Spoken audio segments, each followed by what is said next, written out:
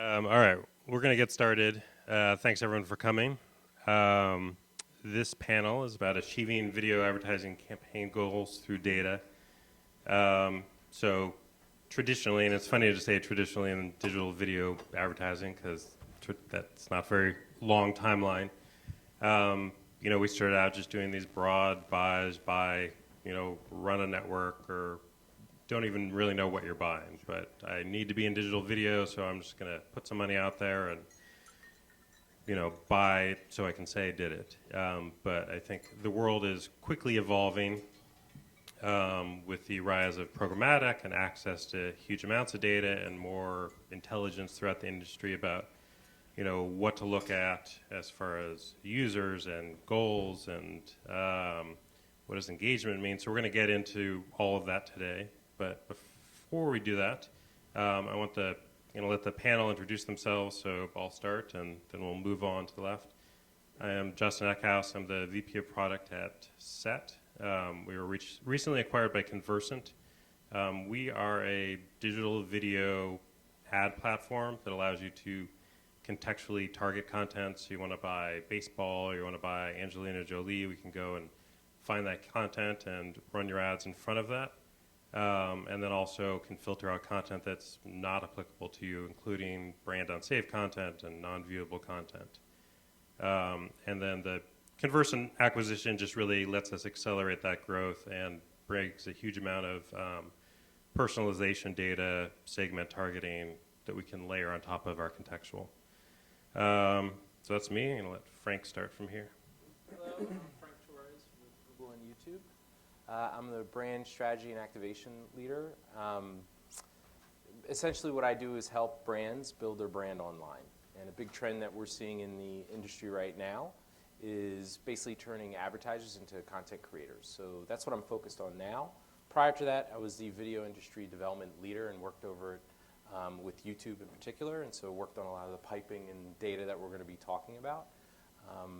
Primarily, when we look at the space, we think of forced advertising, reservation type of buys, which can be done programmatically, and then we think of self-selecting advertising, which TrueView is a big product of ours that we really focus on because we think that's the future of advertising, where people select what advertising they want to see, not necessarily only being forced to watch something. I'm Alex Marone. I'm a Spot Exchange. Spot Exchange is the world's largest marketplace for buying and selling online video ad inventory. So you can think of us just like NASDAQ, but instead of equities being traded, it's pre-roll video ads. I oversee the buy side of that marketplace, so the demand side platforms, the agency trading desk, relationships, other programmatic media buyers. Justin asked me to do a quick kind of definition of programmatic just to kind of help level set. So it's all about automating the buying and selling of media. That could either be done by automating the price discovery. I feel like usually people kind of describe that as real-time bidding or RTV, or the workflow actually behind the transaction. And we're going to talk a little bit, I think, about that later, about private marketplaces and programmatic direct. So really excited to be here today and get into the discussion. I'm Aiden Zayman, run business development for Samba TV. Samba TV has a content recognition technology that's inside of millions of TVs that allows us to gather information about the shows and ads that people watch on TV. We use that technology to retarget the same viewers on digital platforms. I run business development, build relationships with the hardware manufacturers to get our tech into as many TVs and set-top boxes as possible. Also building out our programmatic and data business as well. Hi, I'm Veena Raipareddy. I'm the VP of Programmatic Campaign Management for Magna Global. Magna Global is a intelligence investment unit under IPG Media Brands. What it means is it aggregates the power of all the agencies under IPG Media Brands and creates leverage in the market and drives savings and efficiencies for all these agencies, and further makes smarter and audience-driven type data buying, media buying. So my team actually manages all the programmatic campaigns for all these agencies and make those decisions. Great, thanks guys. All right, so I want to very briefly just sort of describe, give a little market size data here. So according to the IAB, online ad revenue, and this is not just video but all digital, in the U.S. hit a high of $42.8 billion last year. And so depending on how you look at it, it's either bigger or smaller than TV. So if you just look at broadcast TV, that's 40 billion. But if you add in cable and syndication, then you're up to 66 billion. So it's still lagging behind that, but big, right? Digital video ad represents 2.8 billion or 7%. And that's a 19% rise over the prior year. And eMarketer estimates that it's going to be 4.14 billion this year, and by 2017 it's going to double again to 9 billion. So big and growing pretty rapidly. So I'm going to start with a simple question that we'll soon find is not simple at all. So how do agencies and advertisers decide what to buy online? Does anyone want to start with that one? That easy question? Come on. Sure, I'll kick it off, I suppose. I think the majority of the plans that we see are for video typically contextually targeted and demographically targeted. So sports vertical, men 25 to 34, right? I think there's a lot of opportunity to make that a little more finely tuned. But when we're talking about the majority of dollars, I mean, that's usually what we see come across. I'm sure you get a little bit more defined in the audience as you guys get after. Sure, yeah. So, I mean, there are tons of different segments we can create digitally. So, based on that and depending on what the goal of the campaign is, that's how we make decisions.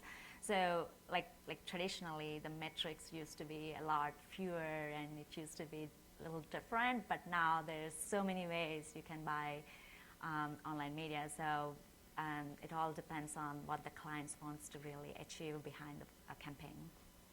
And I would echo that a lot of what we talk to folks about is understanding the objective clearly, and then the media mix that comes out of that with the models they have, and then really trying to get them to understand that with the shift in the demographics that they're going after, using the demo as kind of the most common denominator that people understand, really talking about those trends and how it's shifting to online video, and then how do you resonate with that audience in online video? Because they look at brands and advertisers differently than their parents did. And so how do you connect with them in a way that resonates with them, along with the targeting on top of that? So it sounds like, are we talking about sort of similar to what traditional TV buying is? Is that sort of the baseline where people start from? Or? I don't think so. I think it started like that, but now the clients, the advertisers and brands are being much more smarter, and technology digitally is enabling them to do that. So it's not just like plain metrics anymore. It's not just the click-through rates. It's not just the impressions delivery. It's a lot more added to it, and the technology is actually enabling that. I think part of it also depends on what you're marketing. Like the kind of the ad planning strategy for a candy bar is very different from, like, say, for example, like Charles Schwab or Jaguar, for example. And also, where's the budget coming from? Is it coming from a digital plan, where that digital planner may be more open to not even defining an audience, but defining a desired outcome and having no targeting and letting machine learning actually figure out the right audience to get to that objective? Or is it coming from a traditional media budget, TV, which is going to be much more focused on audience, content, adjacency, when actually serving through the ad? So you talk about machine learning, auto figuring that out. Can you tell us about that and how that works? Yeah, sure. So, Or make it up if you don't know. yeah, right. Well, let's take brand engagement as an example, right? So I show a video ad for Ford, and then I retarget people who saw that video ad with a display placement. That's an interactive survey to see, do you remember any of these models of cars, right? And one of 4 options might be the model that was in the pre-roll ad. If I get enough people to respond to that survey, and I'm continually surprised by how many people actually do fill out these surveys, I now have a signal on the type of person, browser, location, site that actually drove the brand awareness.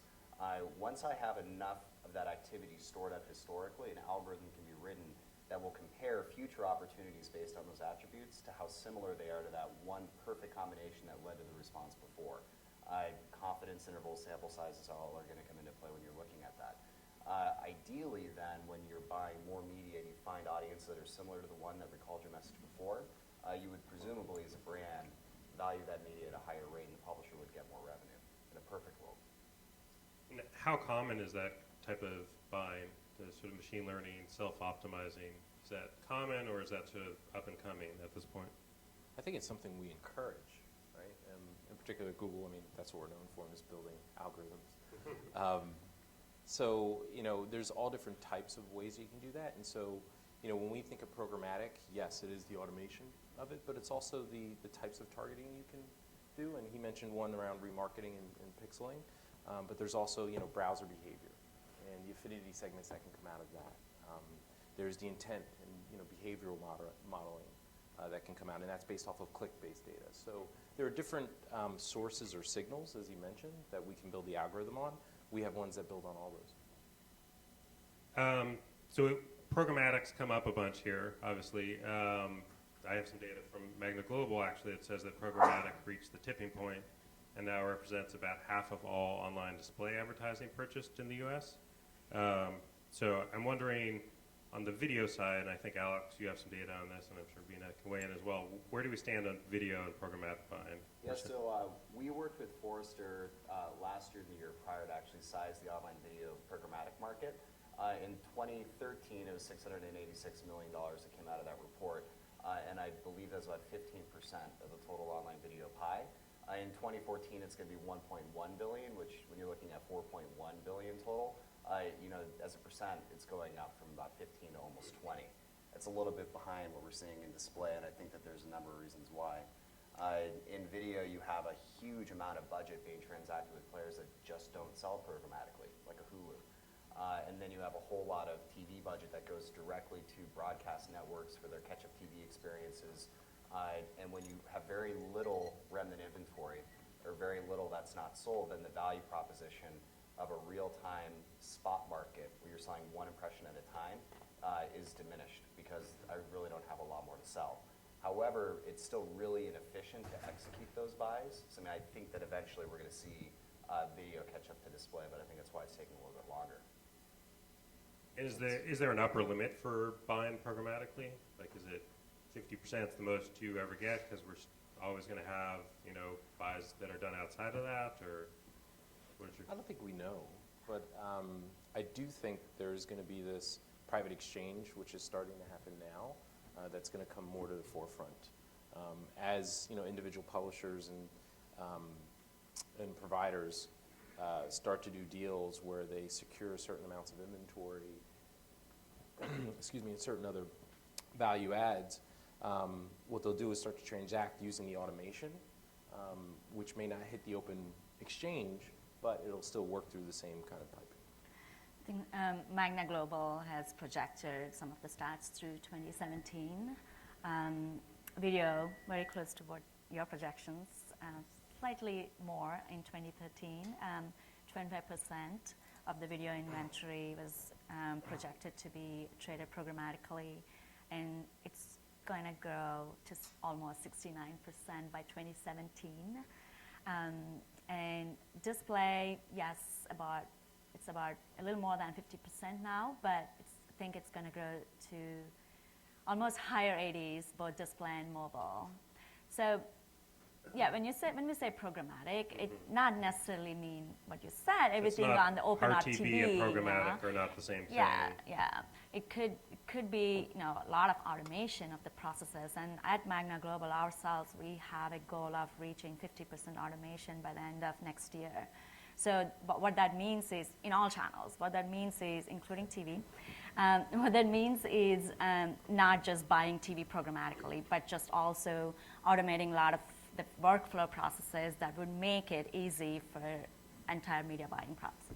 Yeah, I don't see a limit to that, the workflow automation, but what goes into the exchange and what is bought kind of from an audience perspective, I think all that's is still up for debate in terms of how much that's going to swing. Yeah, I'm going to take a hard line and say I think it'll all be traded programmatically. I can't tell you when, but I think it all will. Why? it's so inefficient to execute media dollars and to convert that brand investment into audience exposure digitally. It depends on who you ask, but between 12 cents and 20 cents of every dollar that's spent on digital goes towards transaction overhead costs, whether that's commissioning for sales, whether that's a lot of vendors in the value chain, whether that's ad server discrepancies. If you compare that to TV, it's only 2 cents of every dollar. So I mean, if the media channel's an engine that converts that brand's investment into an experience with the target audience, TV is 10x more efficient than digital is. I always found that interesting. Having worked at a traditional media company before, people really didn't understand how efficient the actual buying process could be.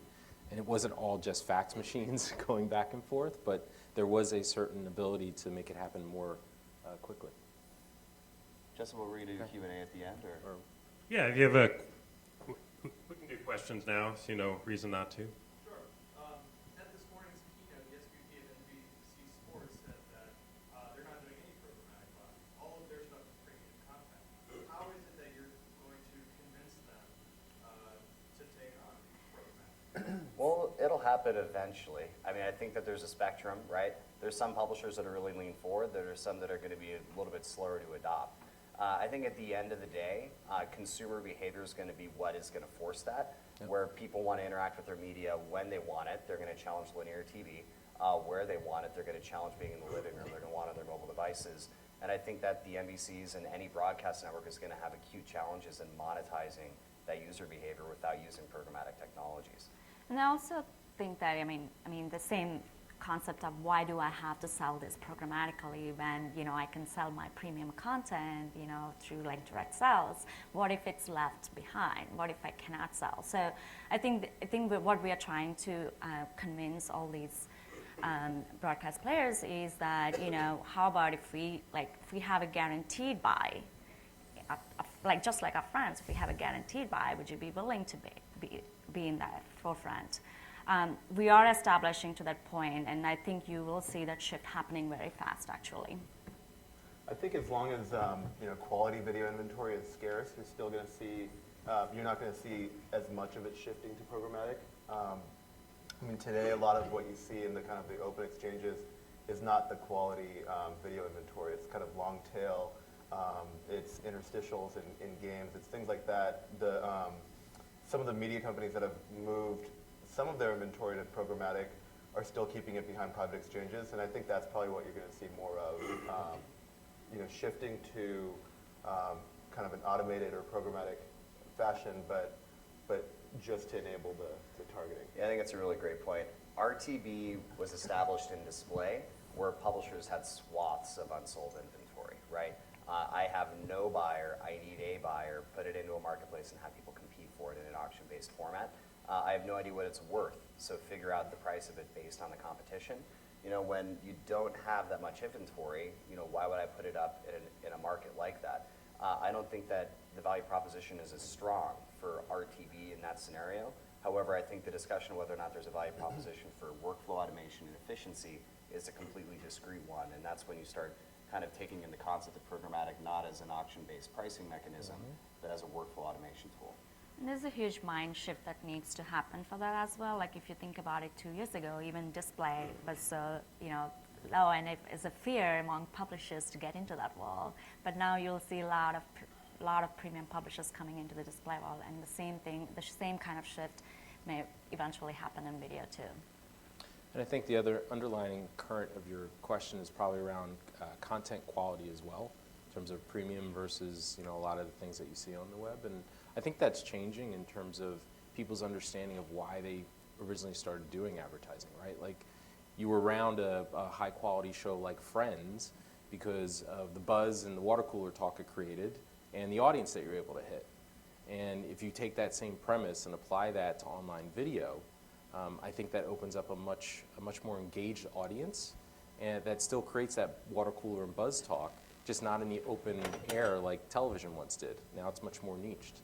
So I think that is, as things continue to become more and more popular, and a certain segmentation of the population that's going to grow to be 33% of the population pretty soon, continues to focus on that type of content, it's going to force these other players to start to understand how to engage that audience. And so I think that's a really important point, that the definition of quality, that can be split up as well, right? It's engaged audience, or is it production value, right? And I would argue that production value isn't as important anymore, and it's going to become less important. Justin, I'm sure you want to refocus us, but just one quick note on that. What is premium, I think, is really shifting from what an agency or a CMO has a preconception about what's going to create engagement with their audience to what is the audience actually engaging with. And Disney's Yeah, acquisition. no, I mean, I think it's a great point along data, right? Is Yeah. on TV, maybe we didn't know how people engage, but on the individual user basis against sort of premium and, your local access show or something like that. But now user by user, this guy watched a makeup video on YouTube. It isn't like some big premium content, but we see a huge engagement there versus. Guy watch the makeup video. Well, not much. That's another panel. But it does lead us nicely to my next question, which is, we keep saying engagement. What is engagement? How are people measuring engagement? So you want to take that? There are hard and soft metrics that we look into, right, for both DR and branding efforts. Engagement definitely means, how the users are interacting with the content that we're producing, and different types of engagement metrics are possible to be, to actually measure these days, not just the completion rates of a video, but actually like, is the video being muted or unmuted or skipped, and video length. All these things actually provide a lot of insights into the engagement metrics. That's how we measure engagement. And there's also, of course, reach and frequency that play along with it. And so it's kind of nice to look at it holistic way. I think for non-DR campaigns, engagement is often measured by almost like kind of, did the person not engage? So the fact that they clicked, does that really show engagement, or does it mean they missed the X? The fact that they watched the whole video, does it mean that they were actually engaged in the video, or they just couldn't wait until the video they wanted to watch started? What we're doing, especially with our tune-in advertisers, are the ultimate goal is for people to get people to watch the show that the media company is advertising. So we're actually measuring kind of attribution. So for tune-in advertisers, did the person actually watch the show? They might not have clicked the ad, or they might have maybe they didn't watch the entire video, the video ad, but did they actually watch the show you wanted them to watch? And then same thing with consumer goods or retail. Did the person actually go to the store? Did the person buy the product? You talked a little bit about it, but on in your world of sort of connected TV and cross TV digital advertising, is there different metrics that you guys are looking at than you would just in a traditional desktop, or are they similar? I mean, we look at we look at what we call tune-in rate, but the reality is we still get measured on completion rates and click-through rates. So when we run campaigns, we need to make sure that we're still kind of hitting the primary KPIs that compare us to everybody else, which is click-through rate. But ultimately, we're hoping that over the long run, people start looking at tune-in rates instead, so that they can see actually how effective was their ad in driving tune-in. Yeah, I think that one of the important things we need to keep an eye on, so Vina and I, right before the panel, were catching up on the restructuring, within IPG of Magna really taking a position where they have not only insight, but an open lane of communication between traditional TV planning and digital investment teams. That needs to happen, otherwise you're going to have situations that you were just describing where the digital planner is buying, but you're trying to sell on a TV-like metric, right? I used to work at Datalogics, and they and Targus and a lot of other companies can measure offline purchase data based on display exposure. We frequently had issues where agencies, even though we could demonstrate in-store sales lift, canceling plans because of a 0.02% click-through rate, which seemed very poor, right, for a targeted display advertisement. However, we couldn't really demonstrate effectiveness until 2 to 3 weeks after a campaign ended. So the more that you can align within the agency, the success factor to what the CMOs actually after, I think will help us a lot. And one of the things we've just really focused on is brand survey lifts. so that we can get people away from focusing on the wrong metrics and focusing on what they can count versus what they're really trying to achieve or what their objective is. So that's just one of the examples of one of the metrics that we're coming out with. Social sharing is another good one. That's an easy one. If I watch a movie trailer and it's terrific, you don't want me to click on it, because if I clicked on it, I'm probably just trying to get through to the content. Maybe I don't know that if I click on a video ad, I'm actually going to go to a landing page. It might be accidental. If it's a really engaging movie trailer, you want me to consume it. So how can you optimize a campaign? I think social sharing is a great way to do that. And then, excuse me, so Frank, you've mentioned sort of the TrueView program a couple times. Can you talk about what that is, and is that changing the way that your customers look at engagement or look at the success of their campaigns? Yeah, it's definitely changing the game in terms of how people plan for media. So before you get on, so TrueView is the thing where you Yes. can skip. So TrueView is basically a pre-roll ad that runs before video, and what it allows you to do is skip the ad after 5 seconds. And if it's an ad, and typically what people do is put their ad on YouTube, and it helps increment the view count if someone watches that entire video, because essentially it's become a piece of content. And so that's when I say we're trying to turn advertisers into content creators. This is the phenomenon that we're talking about, because the way the YouTube ecosystem is set up is you really have 3 pillars. You have the user, you have the publisher, and then you have the advertiser. And we're trying to satisfy all 3 of those in this ecosystem, and that's really what TrueView does, is it allows people to create content, allows people to skip that content if they don't want to watch it, and if it happens to be an advertisement, then the advertiser pays for it only when they watch, 30 seconds or more, basically. So what we're seeing is that it's really getting people to understand that, okay, reach and frequency really doesn't matter as much anymore, which is how traditional people typically would, figure out whether they could get their message across and how they would plan for it. Because essentially, if someone's really that engaged and watches it throughout the entire 30 or minute or 2 minutes, however long you want the video to be, then the argument is, well, do they really need to see the message again because they've seen it? So it's really changing the game there in terms of how people plan. So you bring up reach and frequency, which leads nicely into my next questions around GRPs, because that's essentially what that is, right? Yep. So you say it doesn't matter anymore, but I hear all day long about GRPs, and I'm sure you guys do as well. Why are we still talking about GRPs? Is it, it's the traditional TV measure, obviously, but does it make sense online? Very easy answer to that, because the people who write the checks care about them. Yep. I mean, really, I think that eventually we'll mature into it's going to have to come from the CMO. I mean, you're going to have a mind shift in the metrics that matter at that level for it to really come down to the agency, and then to come up to the vendors, and then to come back to the publishers. But that value chain still demands GRP, and so we struggle to deliver it. I think it's a significant metric in the right direction, in the sense that the traditional TV buyers who are now getting into buying consolidated TV and online, then they're looking for that one single metric to be able to measure both, and also it's a familiar metric. So now we can speak to their language, in the TV-centric language. So I think that kind of is helping that shift a little happen.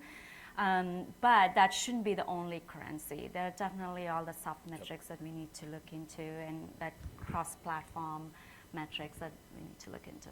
It doesn't allow you to take the full value of what video can offer, but it does give it it takes a linear metric and apply it to a non-linear environment so that you can look cross-platform. I mean, as long as $67 billion is spent on kind of broadcast and cable video advertising, and $3 billion is on online, I think GRP is going to remain important so that they can tie the dots. Cool. So I'm going to take a break here and see, does anyone in the audience have a question? I have a Chromecast for the first person who has a question now. All right, there you go. As far as using data for targeting of ads, that's and the automated marketplace system, is that geared more towards a national advertiser or agency versus a local? How would that apply?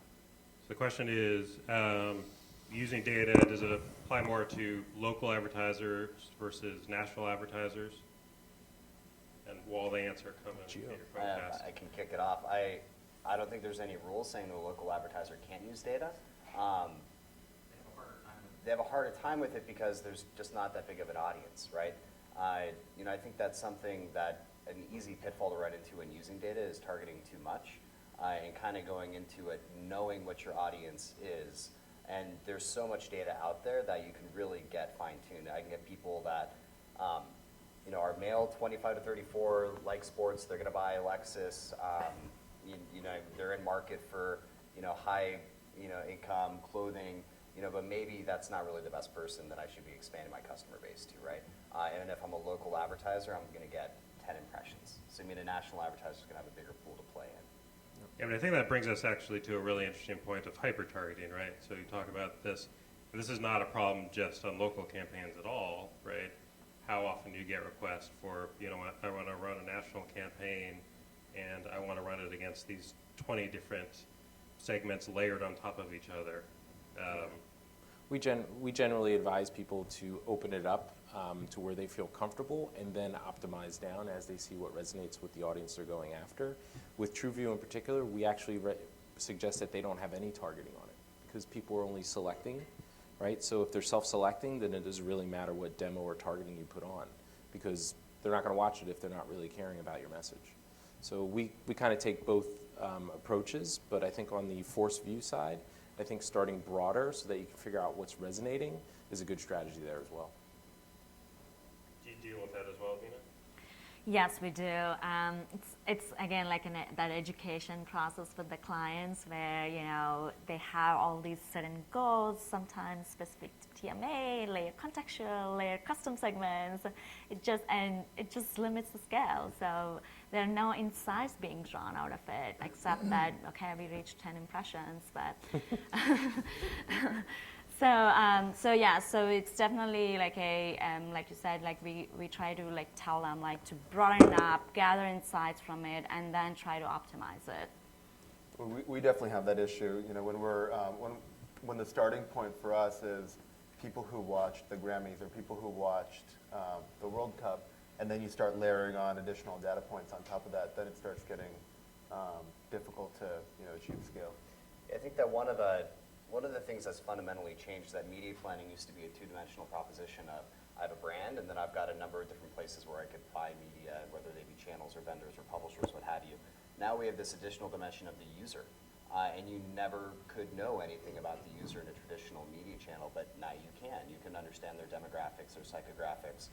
And I don't think that as an industry we've really figured out yet how to effectively take media planning to the next level to take advantage of that. There's so much out there, just like there always was in traditional media, that what is the ideal combination for this brand, for this campaign objective, is really difficult to tell. And I think that a lot of vendors answer that question with machine learning. You know, I mean, don't try to figure it out. Run a lot of campaigns and get it into one consolidated data set. And when you have a similar campaign like that in the future, look at how it did in the past and start there. Yeah, I mean, so you guys mentioned the, multiple dimensions that we're looking at right now. So what about, we can look at users, you can look at behavior. What about the actual content itself? How much does content matter in terms of running pre-roll? I think it matters a whole lot more than display because it's so interruptive to the content consumption experience, right? I mean, if I read an article, I'm not going to notice that banner ad as much as I notice a pre-roll ad to video content that I can hardly wait to get to. So I think that as a brand, that association's a lot tighter, and I would argue that content is more significant in video than display. Especially, you want to make sure you're hitting people in the context of which they're looking for information. So YouTube being a video platform, you want to serve a video type of advertisement because that's the mode, that's the method of discovery that they're in. And so that's where you want to meet them. And I think you want to do that on each of the mediums that you choose when you market. And how about sort of speed of data and data processing? So you're collecting all this data, especially in the machine learning case that you give up. How quickly do you need to actually get that and integrate that and use that to serve your next ad? Does timing matter? I think timing matters because it's not. I mean, you're not only just collecting insights, but you have to have the ability to execute it in reality, right? So at Magna, we developed our proprietary data stack platform called AMP. And we have very strategic relationships with Rentrack, Experian, Comscore, Nielsen, Inside Express, and all these data providers. So within our platform, we take the client's first-party data and then integrate with all these partners and create all these custom segments. And then we are integrated this platform with all our media planning and buying platforms within our agencies, and also with some of the DSPs, so we can just immediately execute those insights into actions. Yeah, the recency may not be as important as integrity. What matters to companies like ours is going to be a lot different than what matters to a mid-sized brand. Getting updated data quickly is very important, but I think it's even more important to make sure that the data is not being transformed in a way that's going to sacrifice its integrity, and that you're not focused so much on making it really, really fast that you're forgetting to even look at what the signal is, and is the signal the right signal? Right. So let's talk about sort of the sources and uses of data for a second. Is that a question? Go for it. So this is an entirely complex industry. You've got players that are both highly educated, willing to invest resources, and want a very complex solution, all the way down to people who are very, very, very simple advertisers and publishers. How is it that you bring the low complexity ones up into the higher complexity by either educating them, or how do you make the process simple? I think it's the value proposition that data management platforms are really trying to satisfy. So the companies like Lotame and Bluekai to an extent, and others are really trying to bridge that gap.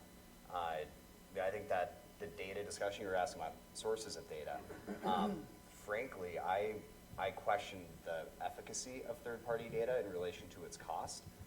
However, I appreciate the fact that the ecosystem that the third-party data revolution created was instrumental in enabling first-party data, which is where I think it gets really interesting. So, So let's go on that. So I was just about to ask about first-party data. Can you tell us what is first-party data and how is that used? And yeah. So if I'm Ahold USA, I own Stop and Shop, Giant, grocery stores.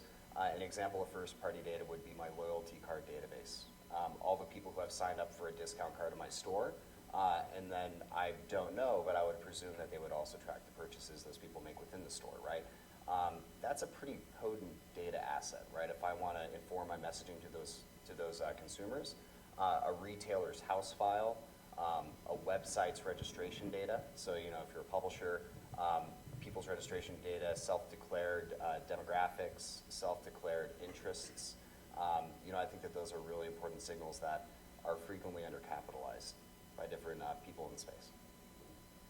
Let's answer your question about simplicity. With Google, we're trying to have one face to the customer that represents all our different products and integrates them all. And so we work both with the agencies, but also with the direct customers to really put the most efficient buy in place in terms of how they want to do business based on the objective that they're coming with. So we really are trying to take a solutions approach and kind of a one face to that customer, because we have so many different products across so many different platforms. So simplicity is obviously huge for us. so jumping back 1 second to sort of first-party data, how about on the sort of publisher side? We talked a lot about data use on the buy side. How are publishers using first-party data what are they using it for? So they're using it to augment the value of their media. So we're seeing, publishers are more frequently, taking inventory products that they used to sell to agencies directly and enabling those for transaction through programmatic platforms. And that's usually, it usually resonates the most with the agencies and buyers we've seen when there's some compelling value proposition there that's not just based on context, but it's also based on data, particularly with Nielsen, OCR, Comscore, VCE. There are publishers that we work with that have self-declared demographic data that overlay very, very well with those third-party methodologies. So of course you can imagine that's a slam dunk for everybody involved if the publisher can pre-filter by the same demographic target that the agency or the advertiser is trying to get toward. We've seen a lot of that. And I think you guys use it as well. We do, but I think the that data can be a little more available from the publishers. We really hope so. There are basic targeting capabilities now we can, but we really hope publishers can open up a little more. There's still that fear and scares. This is my data, this is my valuable data. Why would I open it up? Kind of a fear among the publishers. So that gap, what advertisers and brands are looking for, because there's a high demand for it, and that needs to be really filled in with the publishers coming forefront on that. So let's switch topics a little bit. How about, TV buying keeps coming up. How much are we seeing, combined TV and digital buys, and how does data come into play there? And maybe Aiden, I don't know if this seems like a good topic for you. We haven't seen a ton of kind of combined TV buying. The value of our product is kind of tying TV buying to digital buying, so you're reaching the same audience that you're reaching on TV. Yet the story seems to resonate a lot better with digital buyers. TV buyers, I think for the most part, barring a few agencies where it's combined, is completely separate from the digital planning, and the insights that we gather from TV are interesting to the digital planner, but the TV planner is still kind of stuck in a different world for the most part. That's what we're finding. Yeah, we're starting to talk to them much more now, especially with our upfront or new front, whatever you want to call it. We just did Brandcast about 2 weeks ago. So we're starting to see much more interest from that community and understanding how to take advantage of the platform and video in particular. In terms of the big tipping point, is that here right now? I don't think we know yet, but I think we're in the middle of it right now. Yeah, it is happening. We hear kind of whispers every once in a while. What is defining whether or not it's happening or not, I think, is the collaboration between digital and TV planning teams within the media agencies. I was at a trade event in Singapore a year and a half ago, where I caught wind that McDonald's had shifted 10% of budget to online video from TV, and that was 2.5 years ago, and it was from testing the cost of incremental GRPs on YouTube and comparing it to TV, and they found that it was cheaper to go to YouTube and just, boom, chopping it off right on the plan. So, you catch wind of that in the emerging markets, I think, because it's smaller, there's less stakeholders, and that makes the education hurdles easier to overcome because you have less people involved that you need to kind of get on the same page, and everything's a little bit flatter organizationally. Yeah, and I mean, a lot of the incremental reach that we went to market with, about a year and a half ago, is really based on, traditional linear metrics, demo metrics, if you will, and understanding how they're buying television to then understand how they can leverage YouTube. Because based on how they're buying television really dictates how they can get the benefit out of YouTube. Because if they're buying overnights and they're getting really cheap CPPs and CPMs, then the efficiency play isn't necessarily what YouTube is best used for. If they're buying prime time, then adults 25-54 are cheaper on YouTube, right? So it's like you need to understand what your planning and buying strategy is to understand how to leverage YouTube as a separate platform and make it complementary. And that's typically what we go in and talk with those types of folks about, is how to look at it and how to understand how to leverage it. Holistic video approach is big focus for us, and it is happening. We have already executed a lot of campaigns with a consolidated approach. And I mean, with our AMP platform, we're actually able to derive insights like, okay, who is this particular auto brand? What kind of programs are they watching? And if they're not watching, then can we extend that TV to online and deliver a different message? So we're actually using all these insights and executing in the campaigns. I think that shift is definitely happening among the big advertisers right now. One of the common mistakes I see, not necessarily with your folks, was this use of the full episode players as kind of the digital extension of those campaigns. And it's really important for people to understand if you're going for frequency versus reach, right? Because reach, you've got to go to a different platform, different audience. If you're looking for a frequency play, then the FEP may be the way to go, right? So if you're buying CSI, then you buy CSI online, then typically that similar audience is what's using that, right? So you're going more of a frequency type of play. Whereas when you buy YouTube, it's typically more of a reach play, and that you're getting a new audience and a new environment. And so that's how we try to talk to people about it. So I want to switch to the audience for a second, see if there's any questions or thoughts you guys have. Yeah, in the back. Yeah, I have a question about, in terms of the, ecosystem of all the streaming players and platforms we have, there's a real broad, variety of audience experiences. Some of the connected TVs is much more of a sit-back experience versus mobile or desktop. On programmatic buying, are you seeing a real differential in CPMs or an appreciation from an advertiser's perspective of the different engagement that might come with those different platforms, and how is the content really standing out in the exchanges? And in our experience, just trying to find ad networks to work with, that there isn't really a great optimization or differentiation of, say, and talking about high quality content that's playing a full episode on some smart TV versus a mobile, or versus even a YouTube experience where people maybe are flipping back and forth between a lot of content more frequently. Do you see that kind of where's the gap in the programmatic? So do we see, just to repeat the question for the camera, differences in engagement and CPMs across platforms, mobile, connected TV, desktop in a programmatic environment? Yeah, I can jump in. Yes, longer form content is going to clear at higher CPMs. No, there are not effective signals at scale for demonstrating that content length to the platforms that are transacting these buys.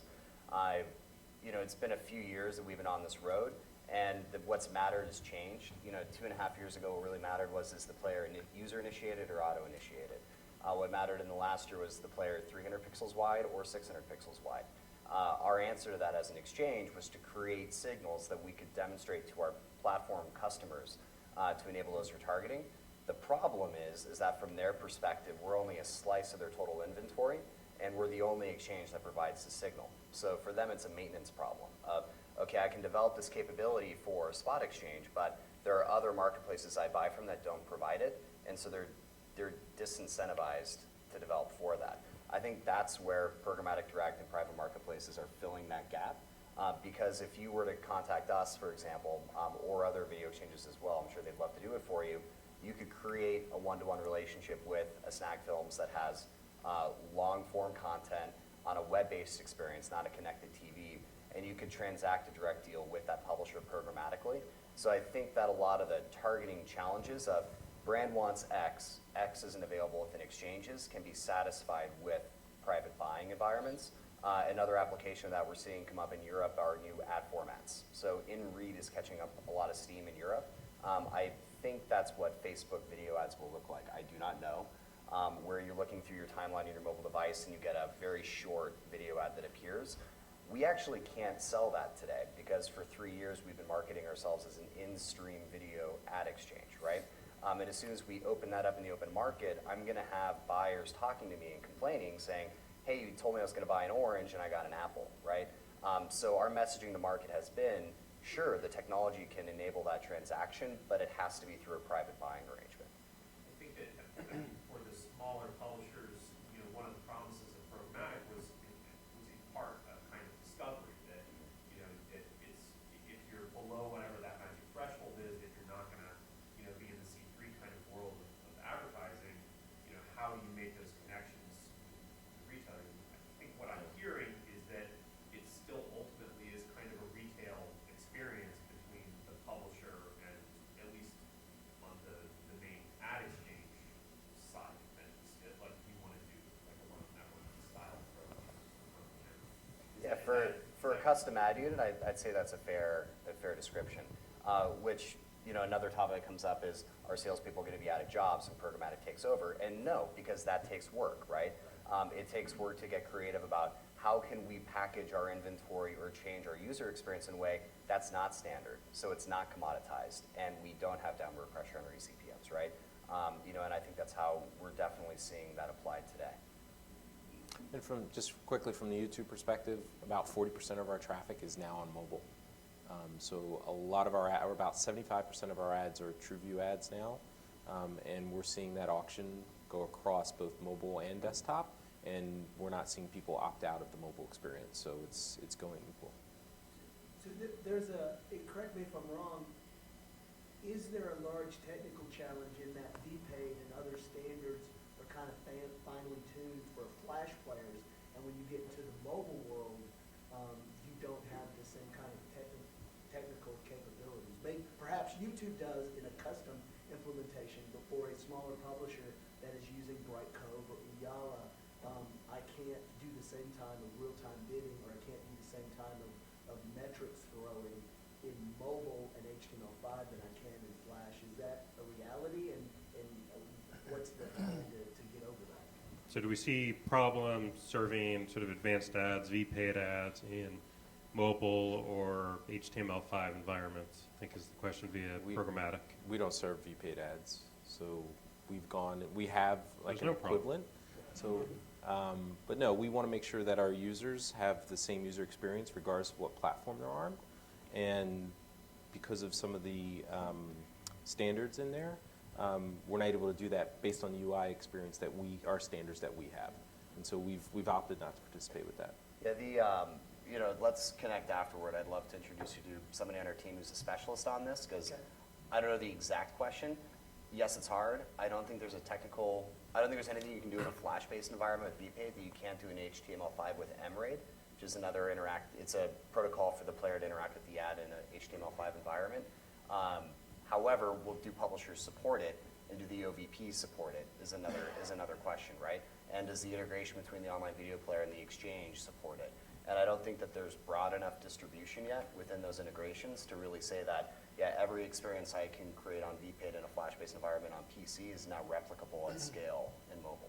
Right, and for the smaller publishers who are sort of at the mercy of the ecosystem more than I can do 15 custom integrations to get where I need to be.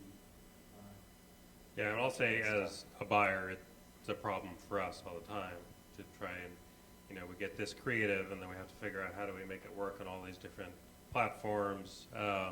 It's not even just sort of VPAID versus VAST, it's companion ads. So we have pharma clients and they have to have a companion next to every ad with all the disclaimers, and it's hard to even figure out where you have companions available. YouTube does make that easy because of the consistency, but in the overall world, it's hard.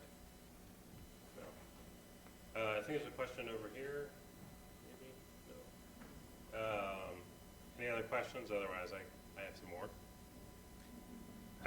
So I wanted to talk about insight. So we talked a lot about data, right? So we provide data at the end of a campaign that says, like, here's how many ads you served and here's how many people clicked through. But are we getting to the next step of not even just telling you what happened, but sort of providing actual insights into how to make it better, either during the campaign or post-campaign? I imagine, Vina, you must deal with this kind of thing with your clients. Yes, we do, and we provide those insights all through the campaign and take actions based on those insights that we have. We have a separate audience insights analytics team just dedicated to providing these insights.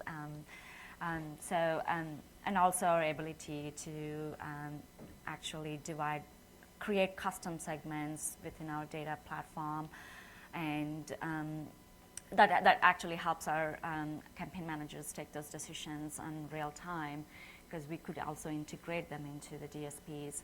And there's information readily available, like, based on the users of, what products they're buying, when are they buying, and where are they buying, and all these kind of insights that we can slice and dice and make real-time decisions. And Vina, I just want to underscore one thing you mentioned, because it's so important, is insights are nothing if you can't action on them, right? So it sounds like for you guys, you've invested a lot in finding out the insights, but then you can activate those audiences for buying against, right? So I think the two have to be linked together in order for it to be any sort of an effective discussion. On the sell side, our publishers certainly use our platform to look at the distribution of bid activity against their inventory to optimize their yield. If there are advertisers that are willing to pay more for certain pockets of inventory, they can raise their floors. If there are advertisers that are bidding below their floors that they don't have a direct sales relationship, they can lower the price of entry for that specific brand to enable them to compete on the inventory. Of course, if they increase floors and it's too much for that brand, they will begin to opt out, and the publisher will get real-time information on that as well.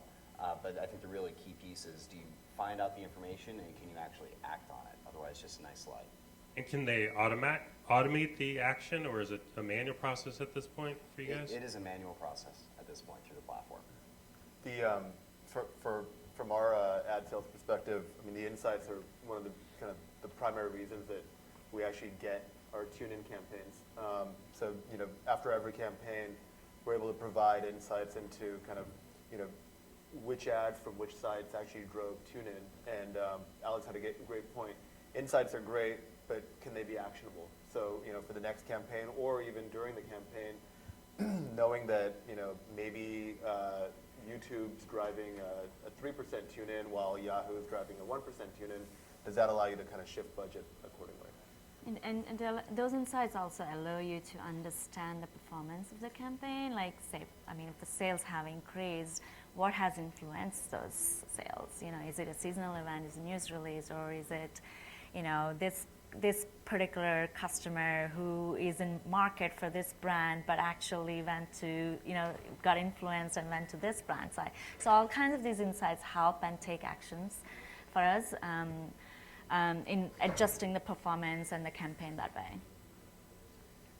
All right, I can tell by the doors opening in the back that I think we're out of time. But I want to thank the panel so much. It was a great panel. I really appreciate you guys coming out, and thank the audience as well for the good questions. So thank you. Thank you.